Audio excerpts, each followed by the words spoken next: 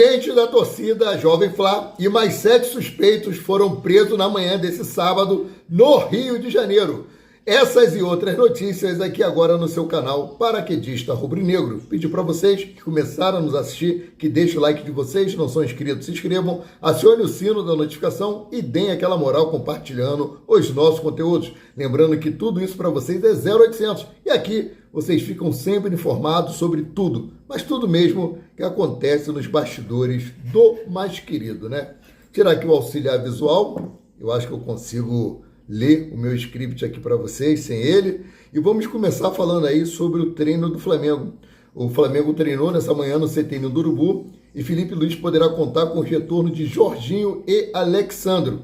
Ambos, treinaram ontem e hoje normalmente com o elenco estão à disposição do técnico do Mengão para o confronto da 24ª rodada do Campeonato Brasileiro contra o Vasco da Gama. Jogo amanhã no Maracanã às 16 horas. O jogo terá transmissão da Rede Globo de televisão. No vídeo de amanhã, da parte da manhã, trarei para vocês aí prováveis escalações, como chegam as equipes, arbitragem, trarei tudo para vocês, tá? No vídeo de amanhã, pela manhã, tá? Dúvida para o clássico. Felipe Luiz tem dúvida para esse clássico? Vou trazer para você aqui, ó. Saúl Ñíguez sentiu o pé esquerdo no confronto contra os Estudiantes pela Libertadores da América na última quinta-feira, dia 18, e foi substituído no início do segundo tempo. O meia colocou gelo na região ainda lá no Maracanã. Porém, Saúl treinou com os demais companheiros hoje no CT do Urubu e deverá ser relacionado para a partida de amanhã diante do Vasco da Gama. Galera, eu estou só aguardando aí a confirmação, né? Não sei se o Felipe Luiz vai liberar hoje a lista dos relacionados ou só amanhã, tá? Então, assim que eu tiver de posse da lista dos relacionados que irão para o Maracanã amanhã e principalmente quando estiver de posse da relação oficial do Flamengo, eu vou trazer para vocês aqui a provável escalação. Sempre deixo bem claro que a escalação oficial ela é liberada 1 hora antes da partida, ou seja, a partir das 16 horas da tarde, a escalação oficial sai às 15 horas. Então vou trazer para vocês aqui a provável escalação, o esboço que o Felipe Luiz fez com os treinos desses 2 dias, ontem e hoje, né? Vamos lá, Varela, começando com Agostinho Rossi, Guilherme Varela na lateral direita, Léo Ortiz e Léo Pereira formando a dupla de zaga. Na lateral esquerda, Ayrton Lucas. Eu não consigo entender por que Matias Vinha não entra, né? Ele veio Matias Vinha veio de lesão e não está conseguindo ser titular para mim muito melhor do que Ayrton Lucas, mas o treinador sabe o que está fazendo. Alan, Nicolas de la Cruz ou Saúl, tá? Como eu falei, Saúl treinou normalmente e deve ser relacionado para o jogo de amanhã. Não é certo ainda. Arrascaeta, Gonzalo Plata, Samuel Lino e Pedro no ataque. Então, essas são as informações sobre o treino de hoje. Provável escalação, quem está voltando aí de lesão. O único lesionado, por enquanto mesmo, é Eric Pulgar, que já está fazendo o trabalho de transição. Ele fez aquela cirurgia no 5º metatarso do pé direito. Em breve estará à disposição do técnico Felipe Luiz. Bom, não tem como não falar sobre o assunto que tomou conta das redes sociais e principalmente o noticiário internacional, que foi a barbeirada do árbitro André Rojas, né? Tá fora aí da Libertadores Sub-20 e não sabemos se ele vai ser punido na Libertadores profissional, né? Da parte de cima. Vamos lá. Vergonha, escândalo, desabafo de Boto, arbitragem na Libertadores vira manchete na Europa. Isso aí tem a ver com o futebol sul-americano, né? Arbitragem que no Brasil também que é péssima. A atuação do árbitro Andrés Rojas na vitória do Flamengo por 2-1 sobre Estudiantes da Argentina segue sendo assunto no meio esportivo. Diretor de futebol do Flamengo, José Boto, desabafou sobre o péssimo desempenho do juiz e assim ganhou destaque na mídia europeia. Isso porque o jornalista italiano Gianluca Di Marzio destacou a postura firme de José Boto ao defender o Flamengo e criticar a arbitragem. Além disso, Rod Galletti, repórter inglês, também repercutiu a manifestação do dirigente português. O que disse José Boto, PQD? Vou trazer para vocês. Abre aspas. pedir à Conmebol que analise bem o que se passou ali dentro. Um pênalti em nosso favor que é transformado na expulsão do Plata, que além de nos prejudicar neste jogo, vai nos prejudicar na volta. No lance do gol deles, a bola bate no braço do jogador do Estudiantes e isso não pode ser por acaso. Mais uma vez, uma equipe que tem muito mais posse de bola, que joga muito mais ao ataque, tem mais cartões amarelos do que a outra equipe, fecha aspas. Ou seja, se você está atacando mais, se você está com posse de bola a mais, você corre mais risco de receber falta e não de fazer falta, né? Mas me perdoe, a impressão que passa é que o árbitro estava realmente mal intencionado. Não foi erro de arbitragem, não foi bisonhada, foi pilantragem mesmo, me desculpa. O cara foi mau caratismo mesmo. São lances que nem o VAR chamou para verificar. E o VAR analisa todos os gols. Como é que não analisou que o gol do Estudiantes, a bola bateu no braço do atleta deles?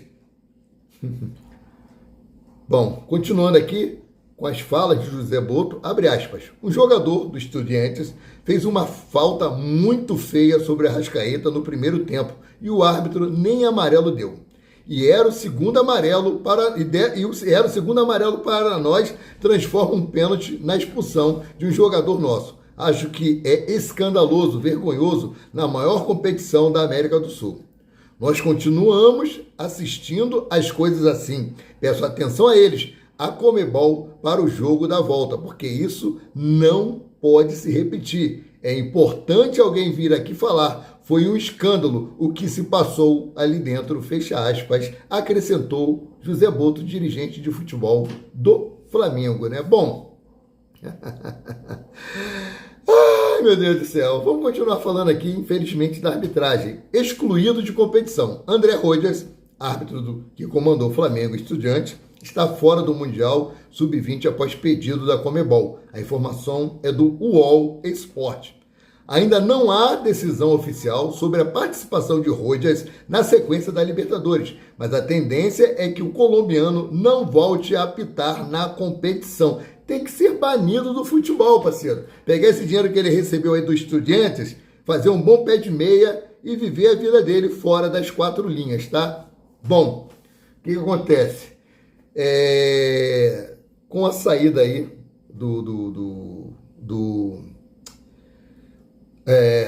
até perdi aqui a linha do raciocínio, né?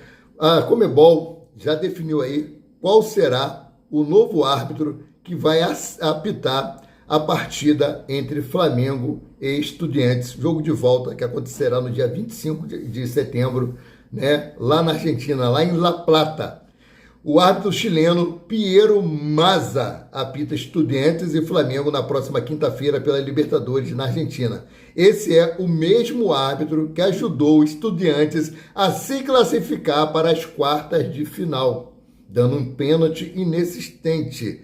André Rojas não foi escalado para apitar jogos de volta da Libertadores e nem da Sul-Americana, ou seja, ele não estava nem escalado para apitar jogos nenhum.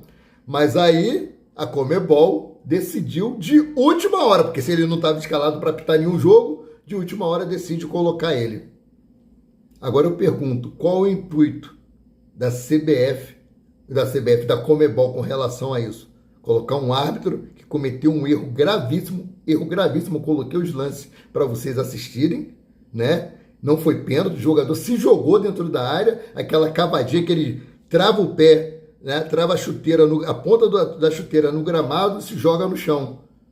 Aí eles colocam esse árbitro para apitar o jogo Flamengo e Estudiantes, depois de toda a polêmica vivida aqui no Rio de Janeiro. Bom, falar em arbitragem, a CBF já bateu o martelo sobre a arbitragem do clássico entre Flamengo e Vasco no Maracanã pelo Brasileirão. O comandante do apito ficará por conta de Rafael Rodrigo Klein, do Rio Grande do Sul. Meu Deus do céu.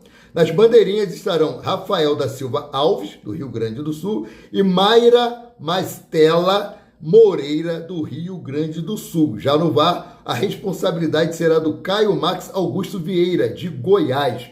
E aí, nação, gostaram da arbitragem para esse jogo?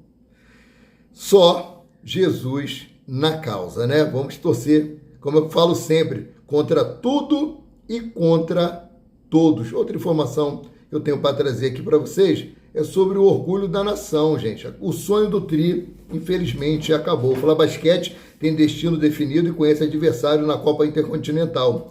O Flamengo foi eliminado da Copa Intercontinental de basquete na manhã de hoje, sábado. O rubro-negro precisava de uma vitória do Illawarra, o Ranks, sobre o NBA G-League United em jogo que fechou o grupo. Mas o time dos Estados Unidos levou a melhor e avançou. Com o resultado, o Flamengo foi relegado ao segundo lugar do grupo, como só o primeiro de cada chave avança para a final. O Flamengo foi eliminado da competição com uma vitória e uma derrota. O NBA G-League United, por sua vez, venceu os 2 jogos da chave e vai disputar a decisão contra Unicaja ISP, né?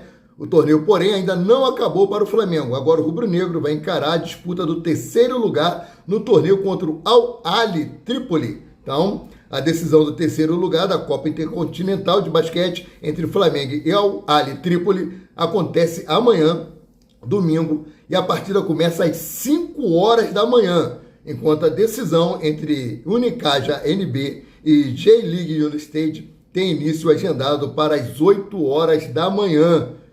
Eu acho que eu vou assistir a esse jogo do Flamengo às 5 horas da manhã. Eu já estou acordado mesmo essa hora para estar atualizando vocês aí de tudo que acontece nos bastidores do Mengão.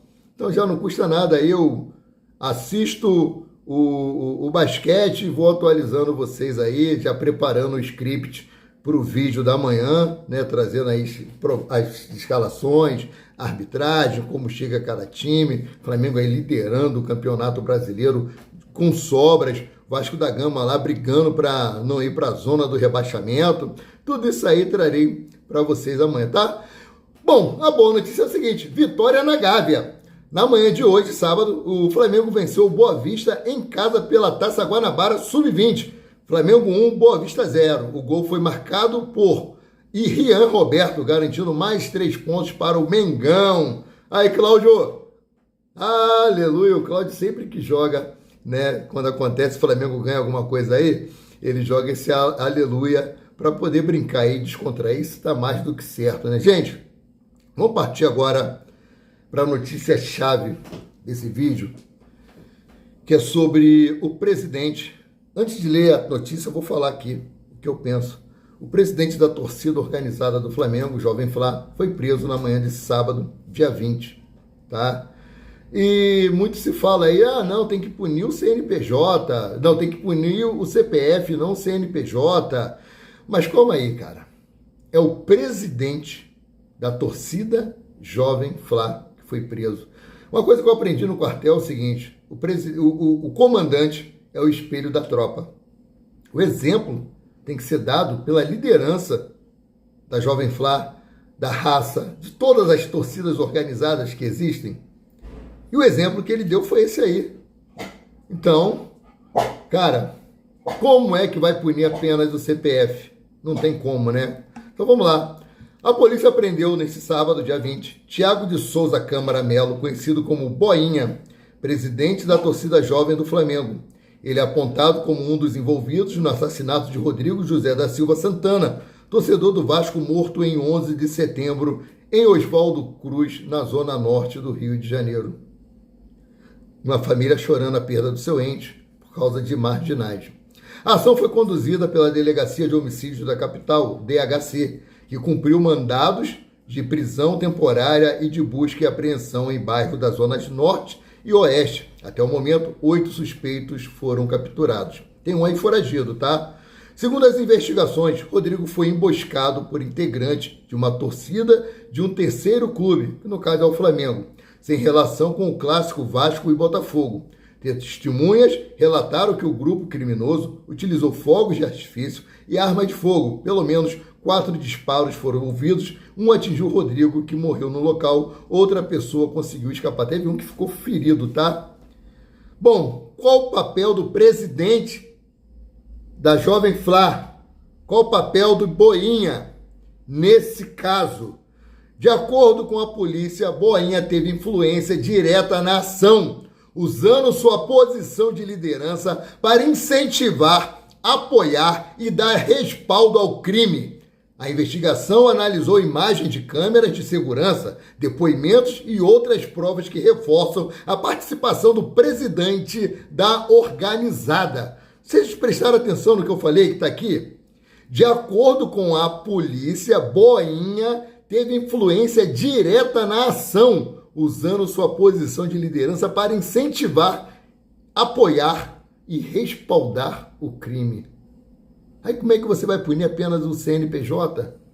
Tem que acabar com a instituição. Se o líder é um marginal, incentiva a violência, incentiva o crime, incentiva coisas erradas, tem que acabar.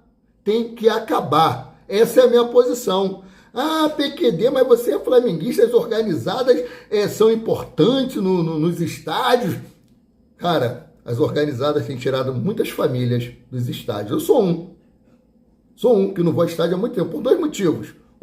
Medo da violência. E, por enquanto, o mais importante é que eu tenho pouca mobilidade. Então, caso de confusão, não vou conseguir correr. Caso de confusão, não vou conseguir nem me abaixar para poder me desviar de um tiro. Vou ter que me jogar no chão. Para levantar um sacrifício. Você que tem a perna que não dobra, você sabe o sacrifício que é para sentar e o sacrifício que é para levantar. Então, gente, quando a minha perna estiver boa e essa violência diminuir, porque eu tenho a preocupação de que essa violência não vai acabar, mas que pelo menos diminua, eu acho que eu voltarei aos estádios. Amo o Flamengo, já fui tantas vezes aos estádios, hoje eu tenho medo de ir ao estádio.